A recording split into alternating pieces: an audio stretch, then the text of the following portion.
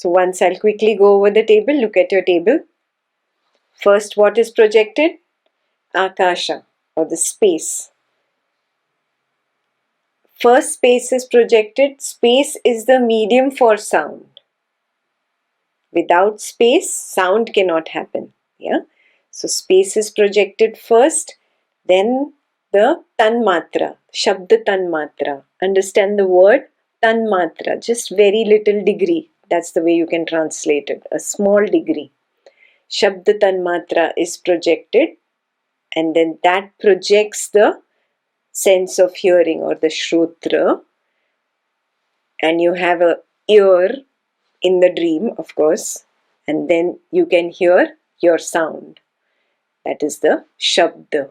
It could be a thought that you hear first, whatever you hear depending on your dream.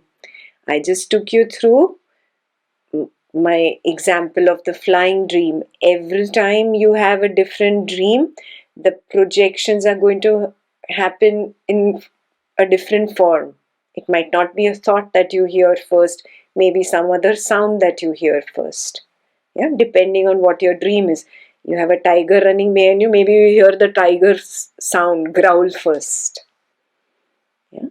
Then you project the vayu, that projects the sparsh, tanmatra, and that projects the sense of touch. That projects the skin of the dream character. We are not talking about the physical body yet. We are in the dreaming state. Yeah? The skin of the dream character. And you actually start feeling the fear through you because you've just heard the tiger's growl. Yes? And then there is that fear in you. That fear wants to see what is this tiger, what is running behind me. There is that desire to see. Agni and fire is nothing else but the source of light.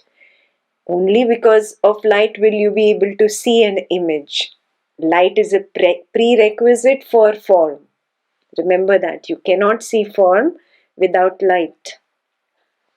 So that light or that Agni is projected, then the Rupa or the Tanmatra for sight is projected, then the Chakshu or the sense of sight is projected in the dream character, the eyes of the dream character are projected, and you see the Rupa of the tiger chasing you. Yeah? Immediately you realize, oh, I'm sweating and panting, I'm thirsty. There's immediate apa or jal tattva that is projected. The tanmatra of rasa is projected. You can sense your saliva, the thirst, or the sweat, the feeling of tiredness, the whole sweaty feeling, the sense of taste. You have sweat, dirty sweat going into your mouth. You can taste that. The jiva is projected, which is the tongue, and the rasa, the sweat itself, or the thirst, the feeling to have water. Maybe in that particular dream you do not smell anything, or maybe you smell the forest. Yeah? So for that smell, first the prithvi, the earth element, is projected in your dream. The gandha tanmatra, which is the little degree of smell in the mind, is projected. Then the sense of smell of that dream character, the ghrana, is projected. And then the sense organ of the dream character, the nose, and then you actually smell the forest. Yeah? Gandha of the forest. So all this is happening in your dream. The projections are happening in your dream. From the dream state, you come to the waking state. You have already projected everything.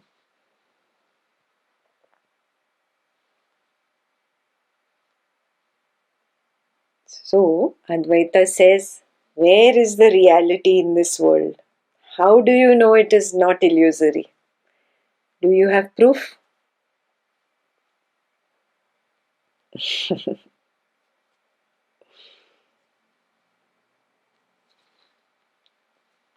Now is it very clear how projection is inside out and not outside in? Super, super clear. Very good. Intellectually you got it. I want you to get it experientially. Yes? So now don't be very feverish about it. It'll happen. It'll just happen. This is all I think about. This is all I really focus on. This is my number one priority. And see, it will reveal itself to you. If you're still interested in eating food and fighting with the spouse and running away with the boyfriend or girlfriend, and you're lost in your world of Netflix and Amazon Prime and Facebook and whatever, then so be it. Then that's what is going to happen, and you will not see all this. You choose. Okay?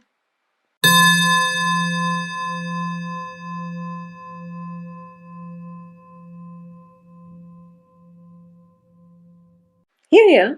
But the thing is, it has already been projected in the dreaming state. It has already been projected in the dreaming state, and I wake up with that. That is why when I open my eyes, I recognize the ceiling of my own house. I recognize the fan when I look up. I recognize the room. I recognize my husband or wife sleeping there. Yeah, I recognize. The projection has already started in the dream state. So the only way possible is Swapna Nidra Jnana. Swapna is dream, Nidra is sleep, and Jnana is wisdom. So all I am doing with you since the beginning of Atma Nirvriti is Swapna Nidra Jnana.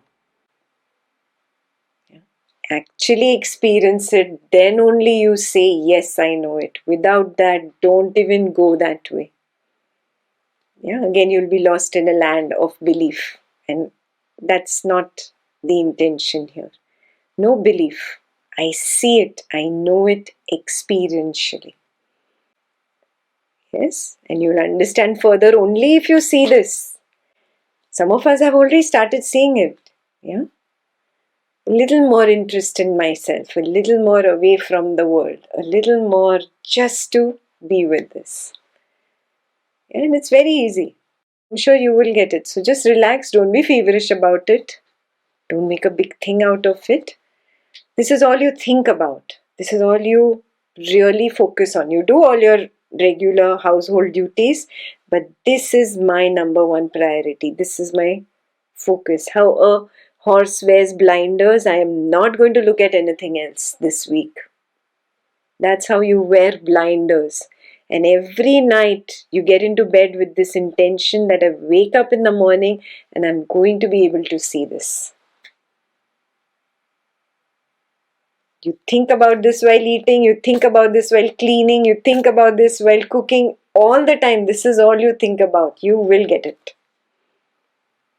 Whatever you put your interest into, the entire universe works that way. You are the creator of this universe. Nobody else is. Yeah? So you put your energy in that one direction. This is it. And see how it will fall together. It will happen. It has to happen. You are the creator of your universe. What was the name of the chapter? Thoughts and myself. There is nothing else. Okay? Have I relaxed you enough? Yeah? No feverishness. Okay? And at the same time, don't fool yourself also. No fooling. I have to see this experientially, honestly. Okay?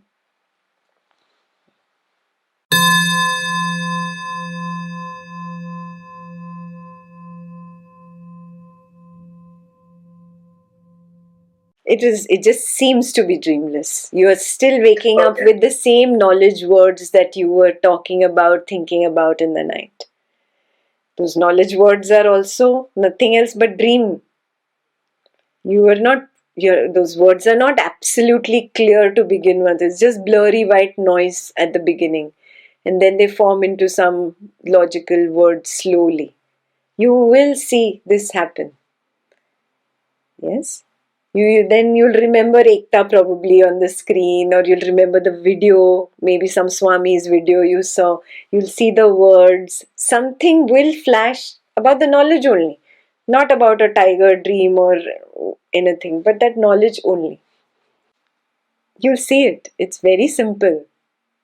It cannot happen in another way. There is only one way for it to happen. So there is a specific sequence in which it appears.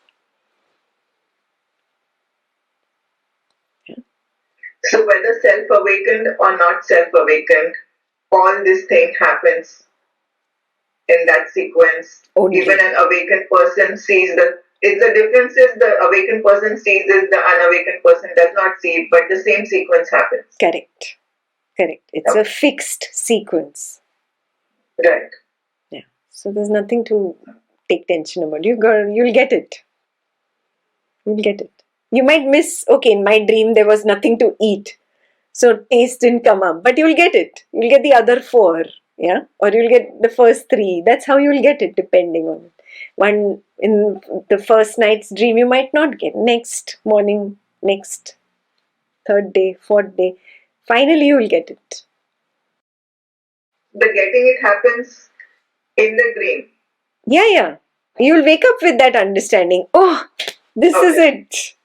Because you're so focused on it, no? All day you're thinking about it, you went to sleep with it, you'll wake up with it. Oh, yeah. This is what happened.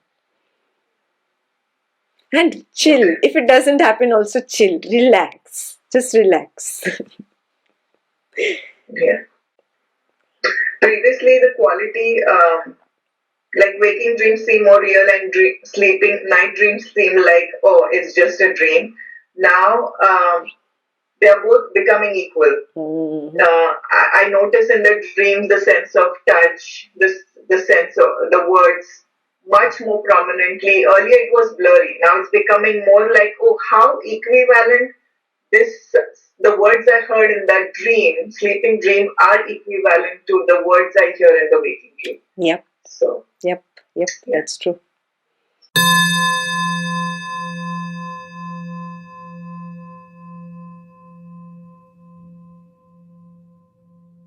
So all of them come in that order, but if it's not a part of your dream, obviously something is going to be missing.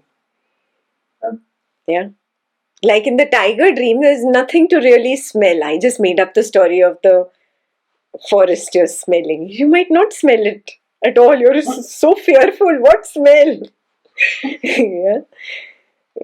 So I just created a scenario to explain the 5 to you, but you might not see everything in your dream. You just be with what is. At least if you get 1, it's like, wow, I saw it. I really can understand it. Yeah. The most important thing is it coming out from that, the I coming out from the void, and then the I projecting a thought, and that thought becoming that whatever, the whole scenario of your forest or your sweet shop, whatever, seeing that projection, that is what is the most important part. Seeing it project from a thought, seeing that I come up and project. Who first there was no scene, I couldn't see anything, I could only hear, and then the sight came.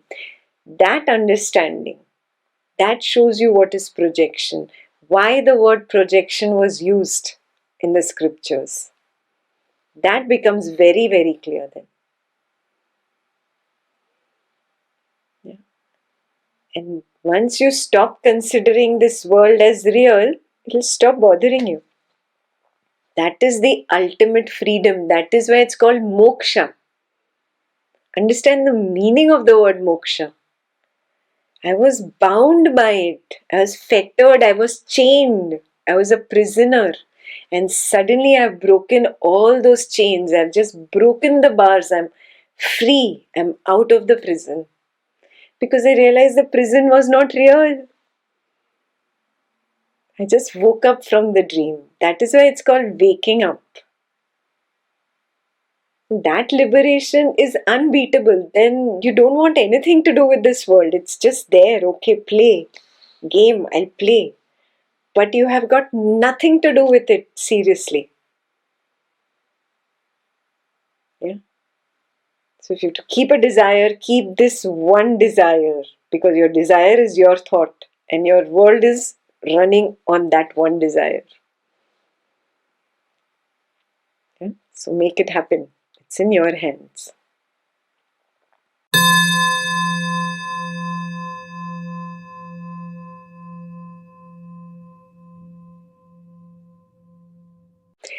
Where it was like I and there is no thingness. Yes. You felt that in the Nothing, beginning. yes.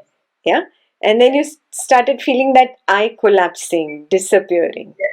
Yes, and then it came up again and then it collapsed. Again it came up, oh, and collapsed.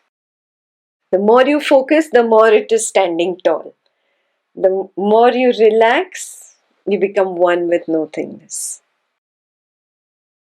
But still, right now, this is just a very faint glimpse of the real thing. Because you're still awake and we are talking, we are interacting. You cannot get the complete nothingness experience or recognition of yourself, that's what you are, so well with an open-eyed conversation going on kind of environment. You need that deep sleep to get the real taste. This is just like the trailer of the real movie. Now you have to see this. I just described this now so that you see this in the morning when you wake up. Yeah? And this is just like a little trailer of the real thing that happens to all of us. Yeah? It's real, experiential. So Maharaj didn't come up with the word sense of I am just for the sake of it. It's really just an abhas. And it is really the field of nothingness recognizing itself. Yeah? You are going from the I that is Swati, I that is Maheshwari, I that is Satyan, towards the void. I am saying do the reverse journey from the void, recognizing that the I comes up, goes back, comes up, goes back, and then again comes up and then attaches and the whole thing projects. Did you understand what I'm telling you? It's very easy to go from the I to the void. It's the other way around that now you have to do. And that journey, I cannot make you do it. I'm telling you, just be open about it. Completely, you should be immersed in these thoughts all day just before sleeping, and then only in the morning when you wake up will you see it reveal itself to you. From the void, the I emerges. Did I make myself clear? What am I saying? Yeah.